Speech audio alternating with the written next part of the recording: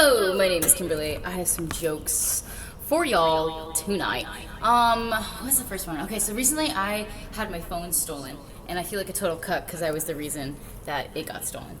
I just gave it away. I just gave it to her, and I was like, it's cool. It was just kind of one of those moments where I was being a total pushover and I wasn't standing up for myself, and I just kind of knew it wasn't going to come back to me, but I was kind of hoping that she would be coming back with it. But it never came back to me. And then what's funny is that when it was in her possession, because she kind of took it under deceptive pretenses, that I thought it was justice and divine karma. When she was temporarily not looking, the phone got stolen from her.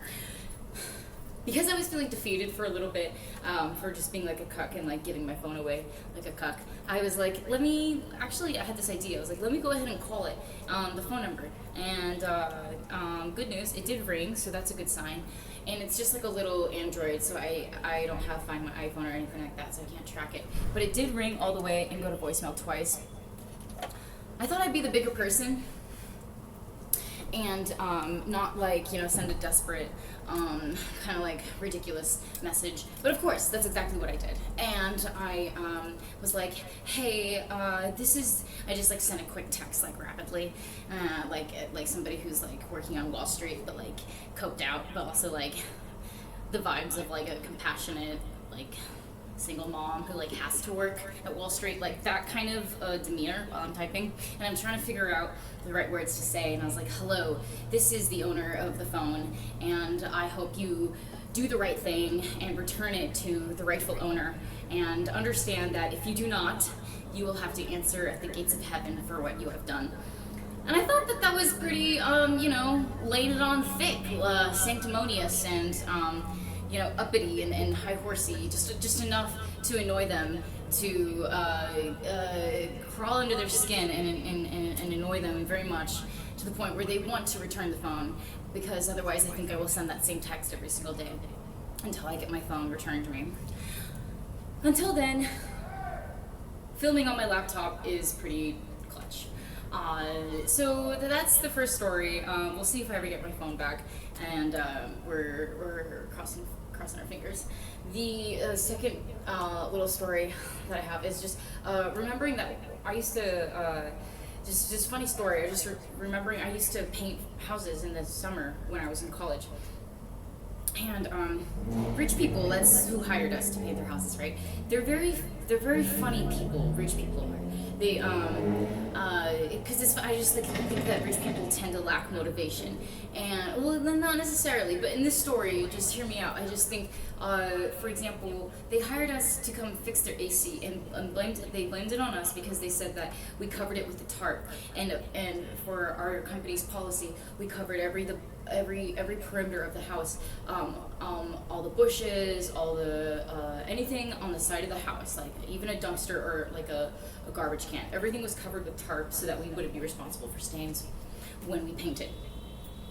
They called us like 2 weeks after we painted that house and said, you guys broke our AC unit, we need you to come fix it. So they paid our company $100 for 3 men's time, 3 different employees' time, uniform, mileage, gas mileage, and physical labor to simply flip a switch.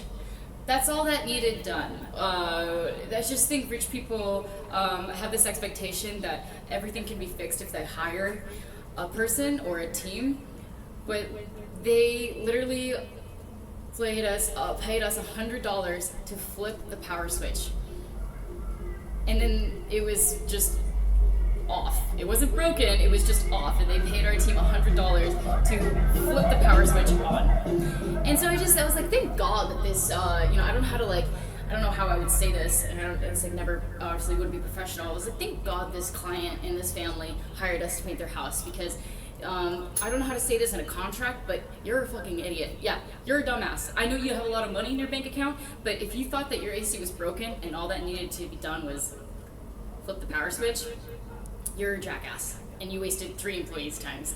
So I'm just really, what I'm trying to say, respectfully, rich couple that hired our painting company, I'm glad that you hired a team to paint your house, because God knows if you tried to do that on your own, this is my qualm, is that I think rich people can't.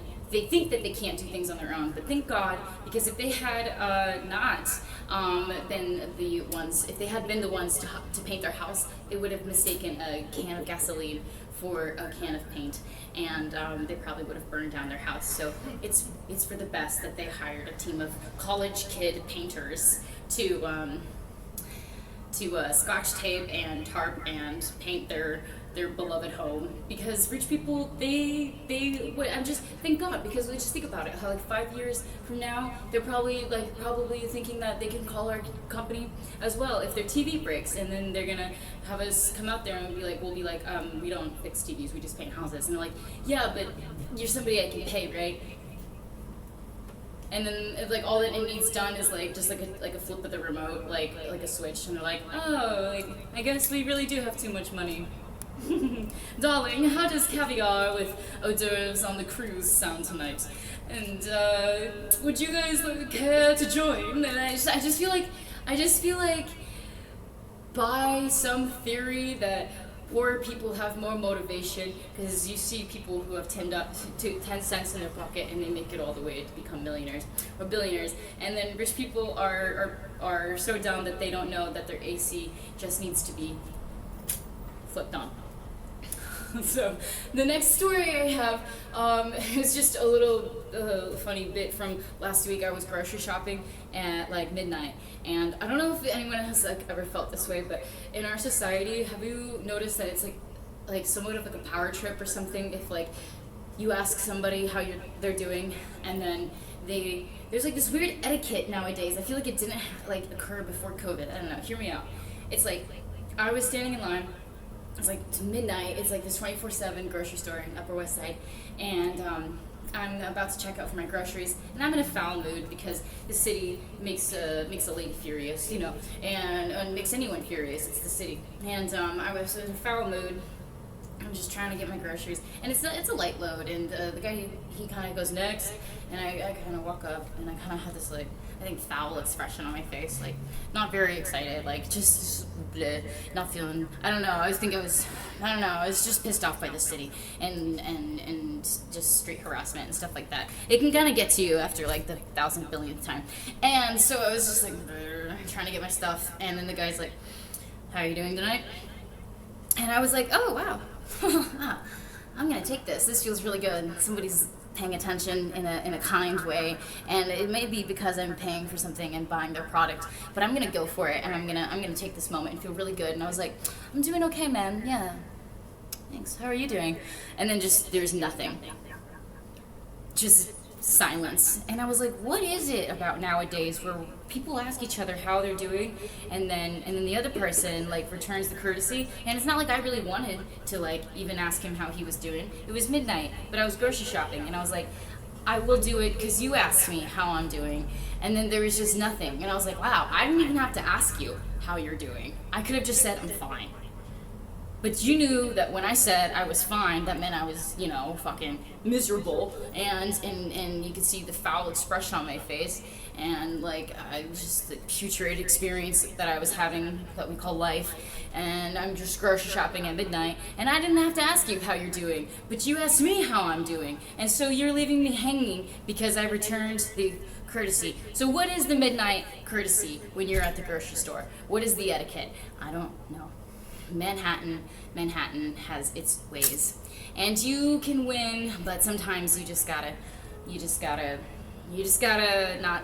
And I was like, whatever, dude, it's fine. I'm gonna go to. You just gotta not take it personal, but I think I took that personal because he was the only person that asked me how I was doing that day, and then because he didn't say anything after I said how are you doing, I went and got a double shot of whiskey, and that cleared everything on up right quick.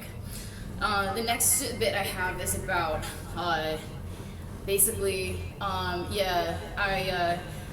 guess I was listening to a couple different podcasts and understanding how like different artists have different work ethics, and it's like all about the creative flow and not forcing anything, because artists and jazz musicians and comics alike all kind of like tap into like whatever is the flow, and whatever works in the moment, like that's art. And so I was like, that's cool. Like, and Jean-Michel Basquiat, he has this, like I was studying his work ethic and online, and he was saying that he doesn't overthink anything, and so that's kind of how he kind of creates everything like in the moment. And he just kind of works quickly, like at a certain cadence that's just like keeping things flowing, so there's no stages of stagnation. I was like, oh, that's very interesting. And then I was listening to some podcasts about how they say like some comics will try out new material on stage, and if it works, and then it works, and that's good art, and the people are liking it and they're laughing, then that's appealing. But sometimes they have jokes that after a while they're just not feeling it anymore, and they feel like they're forcing it, and then that's not good art. So I just think it's interesting that artists and jazz musicians and creative people alike all kind of are tapping into and applying this ideology of not forcing anything. And then I thought to myself, you know, that's beautiful, and at the same time it's just such a shame that rapists can't apply this same ideology.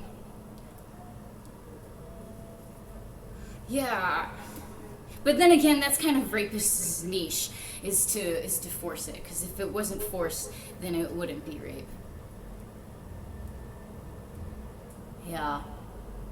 I was just thinking how it'd be nice if more than artists and jazz musicians could, but rape is rape, and it's forced, and that's what they're going for.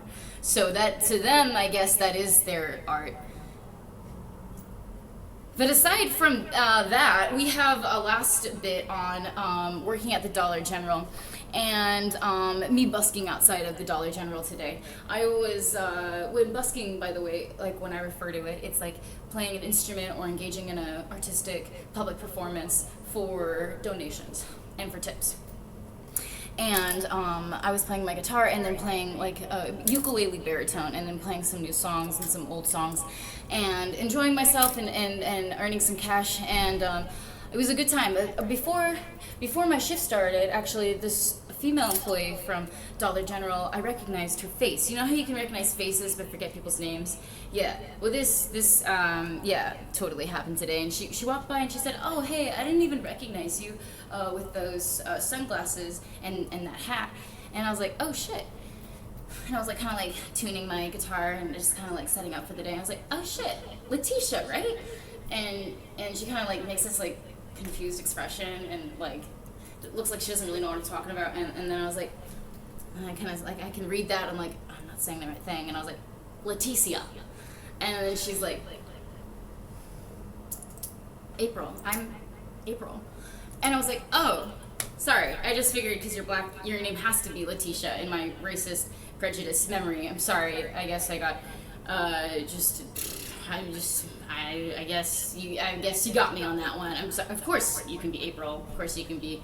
You look like an April. You know what? I was gonna say. That was my next guess. Anyway, and then she wasn't even. And I was like, she wasn't even listening to me anymore, and she was like already gone into the store, and she's like, "Whatever, what girl," you know. And I was like, "What I'm trying to say is that it's good to see you, April." Okay, thank you so much. My name's Kimberly. Have a wonderful evening, New York.